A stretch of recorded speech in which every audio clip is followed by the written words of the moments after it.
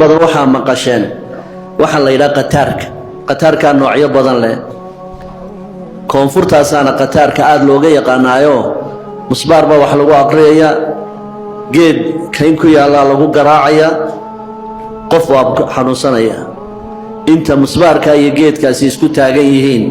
qofkaasi waa taahaya in badan koonfurta markaan joognay waxaan maqli jiray ama aan arki jiray qof ka sheekeynay wuxuu le kayn heblaan soo marayo waxaan soo maray geed taahaya ayaan soo maray wax kale maaha jin baa la soo kaxaynayaa la soo qasbayaa jinkii iyo waxaa la isku musbaarayaa geedkii iyada oo ruux lala rabo in dhibaato la gaadhsiiyo inta jinkaasi uu rafaadsan yahay qofkuna uu rafaadsan yahay haddii geedka laga fujiyo musbaarka qofkii kale xanuunsanaya waa nafisaya marka sidaasoo kale loo isticmaalaa qataarka jiirka la yidhaayo inta wax la cunsiiyo ayaa qafas lagu ridayaa inta uu jiirkaasi nool yahay qofkaa loo qastiye lagu sixray wuu dhibaatoonayaa dhibtan oo ay haysanaysaa jiirku waa makhluuq ka mida makhluuqaadkan caalamka inagu weheliya oo shariir ah rasuulkeennuna wuxuuna amray in la dilo alfawaysa in la dilo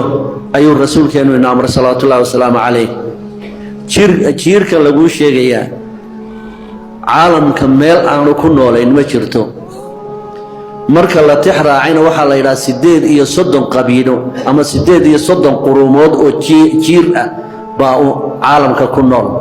38 quruumood oo jiira baa caalamka ku nool oo kala xajmi weyn oo kala da' weyn marka jiirka da'diisa ugu yar waxay yidhaahdaan 3 sannadood buu jiraa laakiin cimrulghaalibkiisu waa 9 ilaa 21 cimrulghaalibkiisu waa siday u kala xajmi weyn yihiin ay u kala waaweyn yihiin ay u kala cimri dheer yihiin waana 38 qabiilo weyn caalamka ay ugu kala nool yihiin marka haddii jinkaa cimriga dheerla la soo qabto oo sidaa loo galo oo qofkii lagu sixro lagu qataaro waxay yidhaahdaan ilaa jiirkaa la dilo qofkii lagu sixray ma caafimaadaya marka jiirka isna sidaas ay isticmaalaan oo xayawaanadan aan kaaga warramayo oo dhan waxay sixiroolayaashu u adeegsanayaan yufsiduuna fi lard wax islaaxo ay dan ka leeyihiin haddaad saaxir aragto waa mufsid xayawaanada ay aad iyo aad u jecel yihiin oo u isticmaalaan baabka sixirka markay isticmaalayaan waxaa ka mid ah al-araanib